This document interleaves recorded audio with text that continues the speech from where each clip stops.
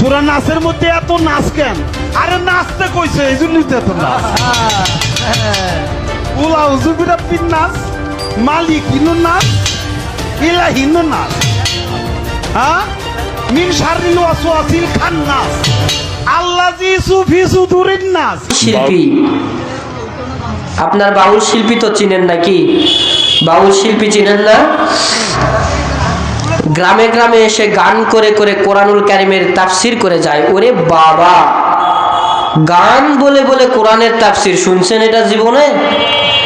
গান করে করে যদি কোরআনের তাফসীর করা যেত তাহলে আজকে আবার এই প্যান্ডেল বানিয়ে কোরআনের মঞ্চ বানানোর কি প্রয়োজন ছিল? একটা বাউলকে নিয়ে আসে কোরআনের তাফসীর শোনা ভালো ছিল না? মানুষও বেশি হইতো, ঠিক কিনা? গান যেখানে মানুষও সেখানে।